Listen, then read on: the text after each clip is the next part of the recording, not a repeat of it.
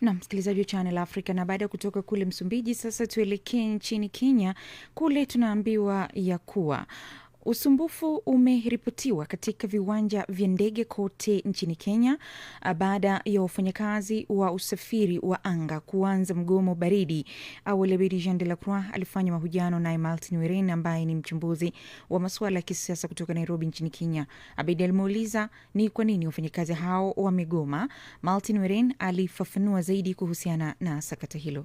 Tumeweza kusikia kwamba wafanyakazi wa uwanja wa ndege wa kimataifa wa Jomo Kenyatta wameweza kuweka vyombo vyao vya kazi chini na kusambaratisha shughuli ya usafiri katika uwanja ule mkubwa zaidi. Inasemekana kwamba wanalilia haki yao kama nyongeza ya mshahara, kama kuajiriwa, yani kuwa permanent and pensionable na kadhalika. Naam. Na serikali tayari imejibu kuhusiana na hilo? Hadi wa sasa kuna ile tume ambayo inahusika na uajiri wale wafanyakazi imeweza kutoa ripoti na kusema kwamba waweze kurejelea makazi ili shughuli za usafiri isiweze kusambaratika kwa asilimia kubwa, na wamesema kama kuna shida yote basi waweze kuketi chini na kufanya mazungumzo. Naam. Na pengine shughuli za kiuchumi zimebweteka kiasi gani katika miji mbalimbali ya Kenya kutokana na mgomo huu? Pale tumeweza kupata ama kusikia ambayo shughuli ya usafiri umeweza kuathirika ni huu uwanja mkubwa wa Jomo Kenyatta, ambayo ndio uwanja ambao una uwezo mkubwa wa kukaribisha wageni na pia kuwaaga wageni ambao wanasafiri katika mataifa mbalimbali. Hadi wa sasa shughuli iko chini sana, haijaweza kusitishwa kwa kabisa, walakini shughuli iko chini sana.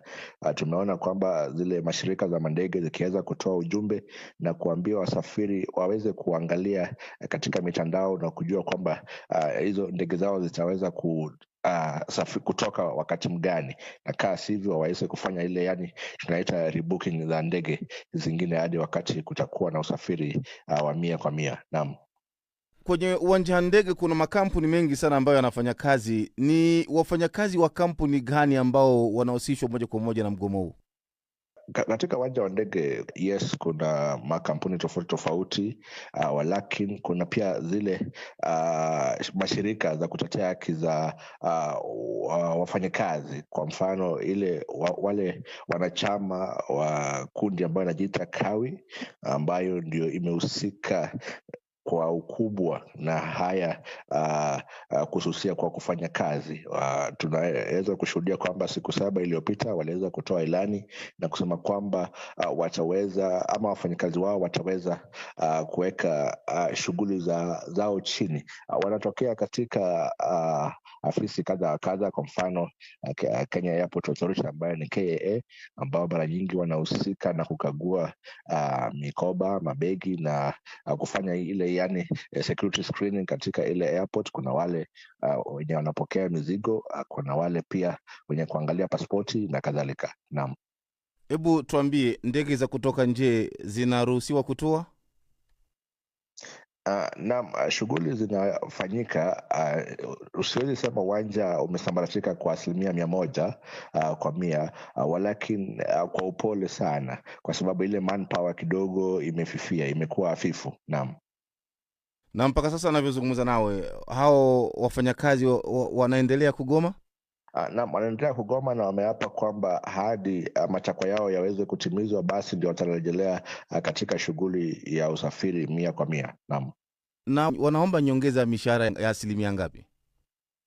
Kuna wale wanasema kulikuwa na ile CBA agreement ambao walikuwa wameweza, ama mkataba wa CBA ambao walikuwa wameweka kalamu hapo awali, na ikasemekana kwamba kuna asilimia kama 10. Wakasema kama kwamba kuna wale wamekuwa wakifanya kazi kwa contract, na sasa wanataka waweze kuajiriwa kamili na wakuwe permanent and pensionable. Hiyo ndio tashwishi kubwa ambao hadi wa sasa inaweza kusikika. Tumeweza kusikia pia rais alisema kwamba uwanja wa ndege huo unataka kupanuliwa, na wengi wanahofia kwamba wasipokuwa kama permanent and perishable, kazi yao inaweza kimbia. Naam, tuangalie sasa wananchi wa kawaida. Je, mgomo huu umewaathiri moja kwa moja wananchi wa kawaida?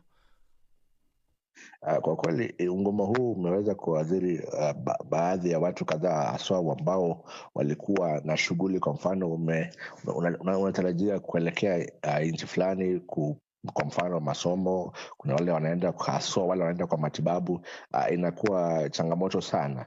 Yule anafaa kuenda pahali kutibiwa, basi mwili wake ama afya yake itazidi kudhoofika, haitangojea mambo kama haya. Naam.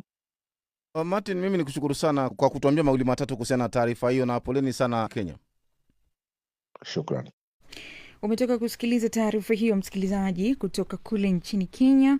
Na sasa moja kwa moja nisome jumbe za